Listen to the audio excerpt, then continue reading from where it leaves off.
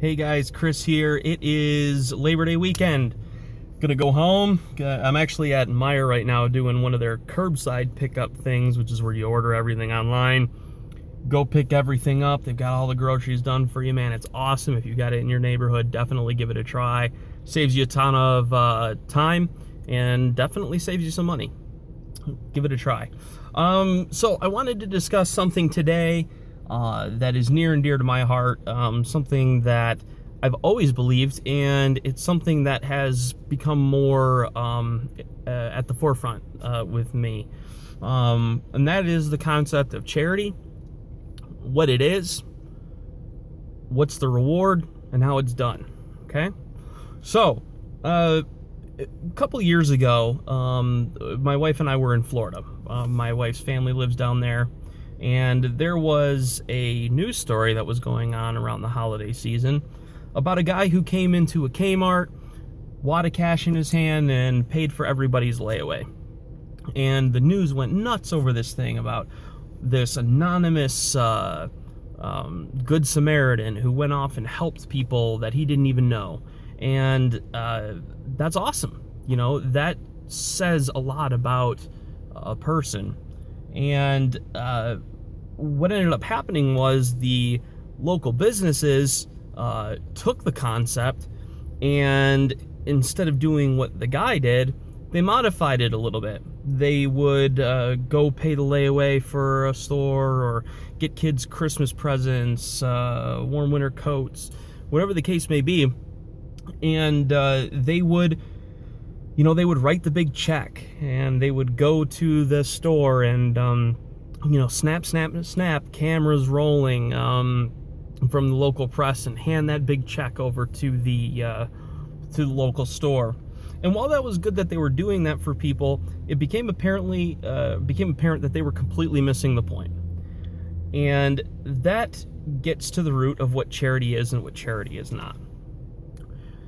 Charity is something that you do when you have nothing in your mind, not even in the furthest recesses of your brain, that says, I'm going to do something for someone, but I have no expectation of using the good thing that I've done to benefit myself. I am not going to call the press about it. I am not going to do it in public. It's an anonymous, altruistic kind of charity. That's the only real kind of charity there is, in my opinion. And, but they completely missed the point. As I watched this unfold, I was thinking of the good that they were doing, but the ulterior motive that they were showing in doing what it is that they were doing. This all goes back to a biblical precept, that Jesus told the disciples to not let thy left hand know what thy right hand doeth, or vice versa. I don't know which hand came first. But he also told them never to give alms in public. And I don't think that's a uniquely Christian concept. I think that's a universal concept, in that when you give, your heart should be set on generating its own reward, and that when you give, all you should be expecting to receive is the food that you need for your soul, in that you've helped someone and you've done something good. And that seems to be lost on people a lot. I belong to a fraternal organization. I have belonged to it for 10 years this month. And while I don't entirely agree with the idea that it is a community service organization, there's a lot of community service stuff we do. And I can't tell you how many times I've sat in meetings and we've talked about the great programs for things that we're going to do in the community. And they're wonderful programs. They do a great service for people. But inevitably, someone will discuss about how this could be used as a tool in order for us to show the community at large, number one, that we exist, number two, that we're good and we're doing good things, and number three, maybe we'll get some members out of it. With those members come dues and fees and financial support from a new member.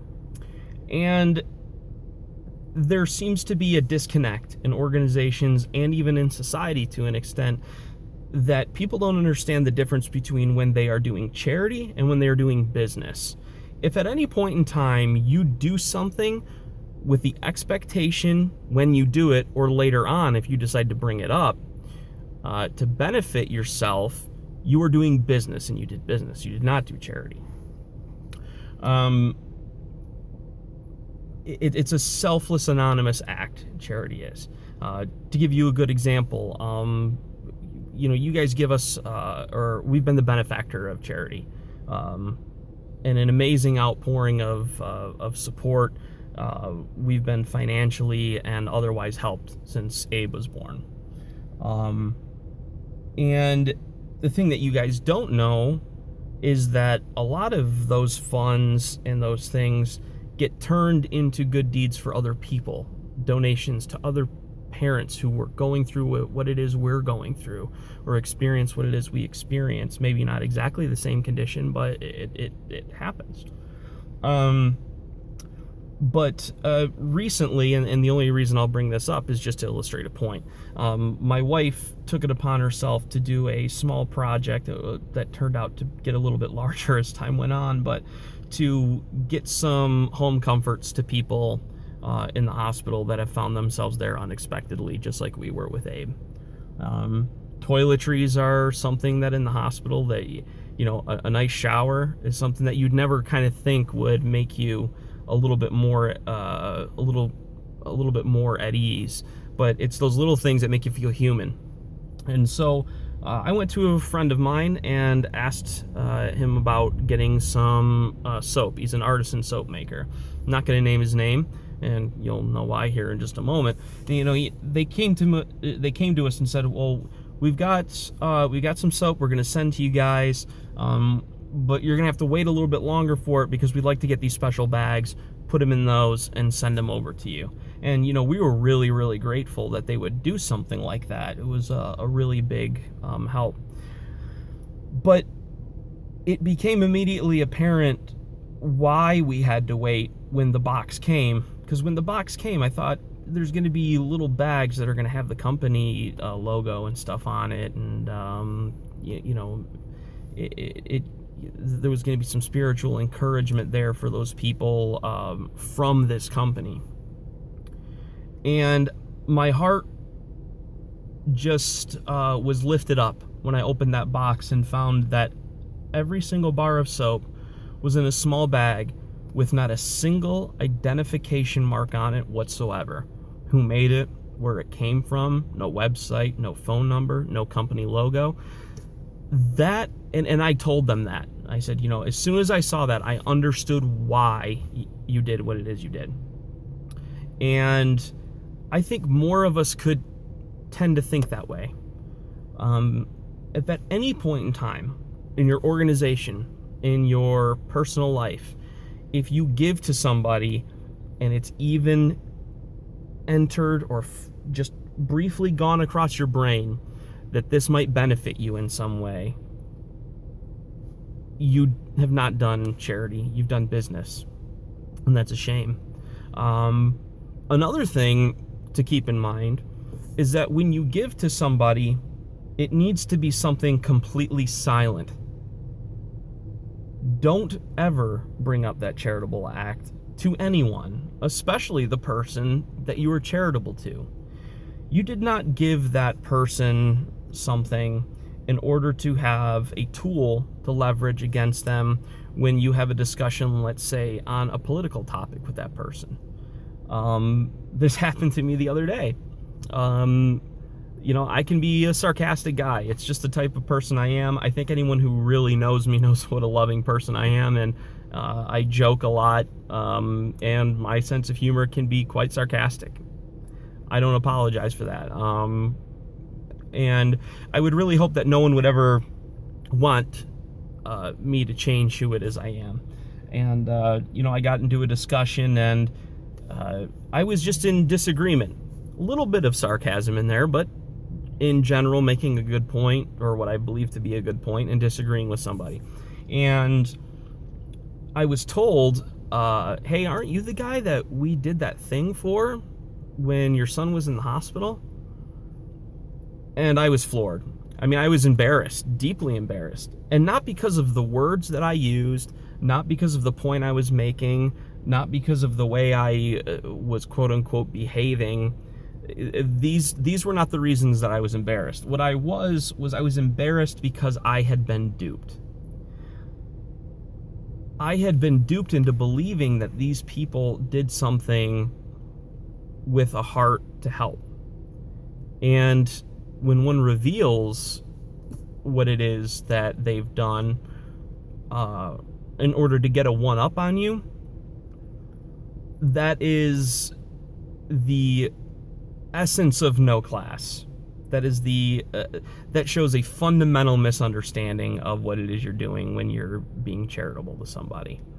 So, in fact, all I could think about is, how can I figure out what this person gave, how they gave it, and how can I get it back to them?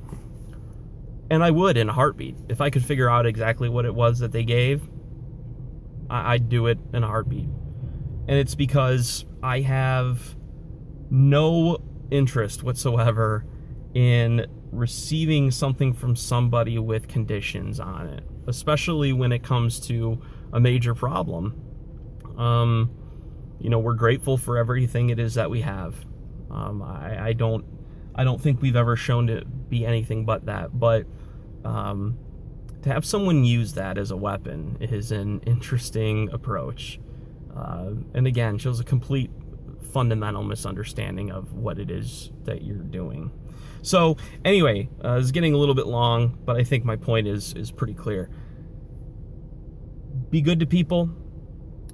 Don't tell anybody about what it is you do. Don't tell them how much money that you've given. Don't go to do something representing an organization. Come there representing yourself as a good person who's there to hurt, or there to help somebody. Take your press releases, throw them in the garbage. Don't talk about it. Bring no attention to yourself whatsoever, because if you went there and you allowed yourself to do it, I can understand if someone forced you into it. If I were to go and I were to say the name of the soap maker and I just posted this video online, that's not their choice. I decided to throw them under the bus like that. But if I asked them and they said, you know what, don't do it. I don't want to be known for that. That's something that I did, and I did it for the right reasons, and you understand those reasons. I'd let that go. I've done that countless times. I have no desire to have my name in a paper, in a pamphlet, nothing. I don't care. The act is its own reward, and I'm more than happy to do it. So anyway, I hope you guys are having a good holiday weekend. You guys stay safe. School's coming. Sam's starting kindergarten. That's crazy. I don't know how I feel about that, but maybe it'll give Christina a little bit of a break, and she can take care of Abe a little bit better, or she can relax a little bit, because God knows she deserves it. Anyway, you guys have a good weekend. Be safe at your barbecues. Spend some time with your family. Let them know you love them. Hug your kids a little bit closer, and I will talk to you again really soon. So have a good weekend. Bye now.